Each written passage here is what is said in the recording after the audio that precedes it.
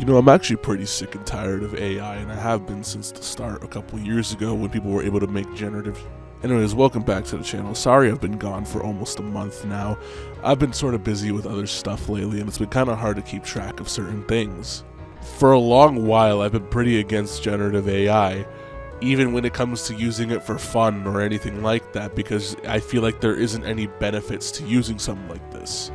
Such as people over-relying on shit like ChatGPT and Grok just to be able to function normally, even though you can simply just Google search it without having to do anything. And even then, Google searching has become hard with shit like AI Overview, making it hard to actually research anything because AI Overview, quote-unquote, does it all for you, but there's a chance that it may have misinformation in it. Or even the Google searches below with articles linked to it may have also been made by AI. It's fucking inescapable and I hate it. That's not even talking about the environmental hazards, the fact that every single generative response just scrapes from everything together, both when it comes to artistic shit or also research papers, causing it to be all this one big mishmash amalgamation of different shit together, causing things to be inconsistent when it comes to writing or an artwork being inconsistent with it scraping from different art styles. Hey, Mario, look what I made! It's a stone, Luigi. You didn't make it. The topic of today is something I could never fucking fathom in my life, that people are actually moved by something like this. If you're aware of something like Love Island, which is already a pretty contentious topic when it comes to discussing entertainment, it basically just takes the concept of Love Island and replaces the people with anthropomorphic fruits. Which, sure, that's fine enough as an idea, but it's the fact that it uses generative AI is the fact that makes it pretty contentious from the jump. It also doesn't help that there are people genuinely moved by this shit, who are genuinely invested to see how this happens, even though none of it is good. 10, 15 years ago, it would have just been regular trash TV, and I'm fine with that. You know, I like indulging in a bit of trash TV, but fucking look at this. Fucking look at it. There's people in the comment section of these videos that are fucking invested. You can look at the average viewer and see that they genuinely think they deserve to live. And with success spawns imitators, which I don't know how there could be imitators of something like this, but I guess I can't really fault that because making this shit is easy as fuck because all you have to do is type something into a fucking prompt. There was another one, and another one, and another one, and another one, and another one, and another one. There's like 9 million fucking alternatives of this shit. It's genuinely bleak if there are people that are invested in this type of shit, because there is a lot of thought or just time invested to make something, to make a piece of entertainment. Even the lowest fucking rated show, movie, book, anything you can think of has more time put into it than something like this. It's lazy. At the very least, even some of the worst slop pumped out on TV, at the very least, it's all man-made, and I would much rather have dog shit that was made by hand than something like this. You are fucking a cattle if you enjoy this shit, and I will always be better than you just because of the fact that I never laid my eyes on this shit for more than a few seconds. And while Sora AI shutting down is a great step to start with, I do think we have a long way to go. And I don't know if I'm being doom and gloom or not, but I feel like at some point there's going to be a point of no return with this shit to where the repercussions are way too long term. But that's just me personally overthinking everything. But thankfully, this story does have a happy ending at the very least, with the owner of the Fruit Love Island account being mass reported, with every single one of their videos getting taken down and targeted, which thankfully I'm glad people are at least being sane about this time. But oddly enough, the owner of the account is having a meltdown on their stories / reels / whatever the fuck it is on TikTok. I'll show screenshots of the story because it's interesting to see the character they're showing off within these stories.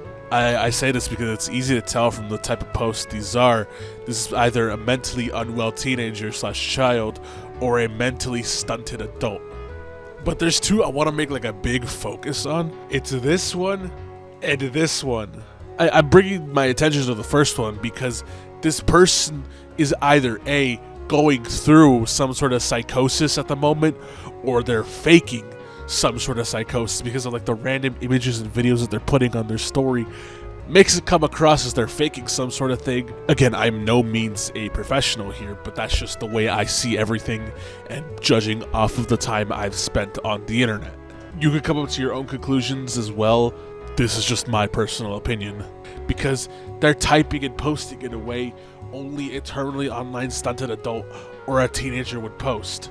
It's pretty clear from both of the posts alone that they're very much clearly going through it. It's the second one that is just like a big, huh? How?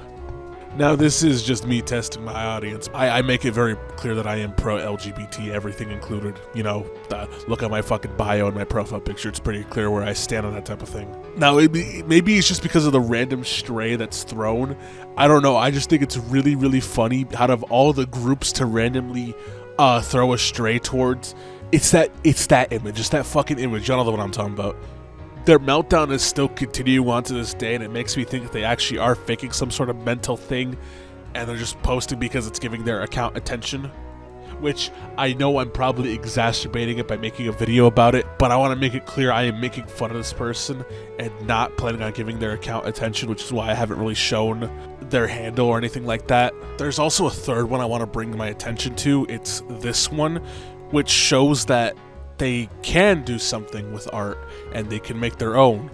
You can tell a lot about this person from the way they draw. It's really, really cool to see this. That's what making art is. You can tell a lot about a person. You can tell a lot about how they feel when they were making the piece. It's very simple shit, but like, you'll get what I mean when I say this, right? And it makes you wonder, they don't even have to do like anything crazy. Like, they don't even have to do like a full-blown animated series for this type of thing. They could just have character stills to represent for what they want and have it be moving PNGs for that type of shit. You really don't have to do that much crazy shit just to keep people engaged in this sort of thing. The main crux of my argument / statement I want to say here is that it's super disheartening to see an artist fall into the pit of generative AI. It really does, because despite people being derivative of certain art styles, or it being derivative when it comes to your own art, it's still your own spin on things. That's the cool thing about art. Even just by learning simple shapes, you learn a lot about the fundamentals of art. That's how it all works. But enough of that sappy shit. I want to get more venomous again. And what do you know? When it comes to this shit getting taken down, the fucking cattle of fans they have are defending them, even though the shit they be spewing isn't true. Like, there's one person on TikTok saying they made the account so they could make money to get out of Iran, but that's not true. The owner of the account is from the US. Again, it's hard for me to believe that people like this exist or just think like this. It genuinely makes me think sometimes people are just bored without like any kind of conscience or soul.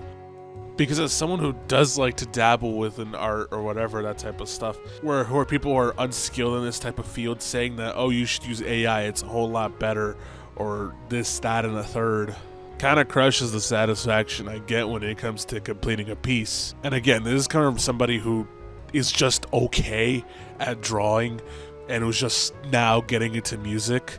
Again, I'm just like a beginner to a lot of this stuff. It also just tells me people aren't valuing their time when it comes to entertainment.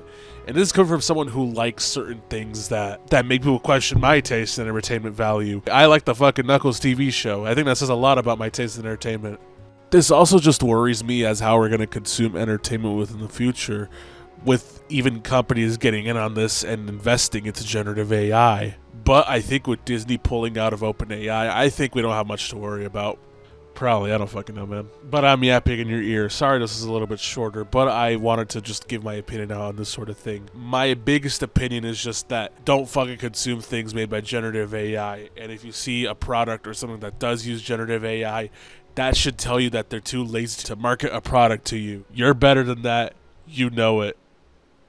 Alright, this has been me, Mario. I'll see y'all hopefully next week, or maybe longer, and take it easy. I don't know why you hide what you feel inside. Get inside, we gon' have a killer time. Don't think twice, but you always end up on my mind. Been a vibe, girl, you know you been a vibe. I don't know why you hide what you feel inside.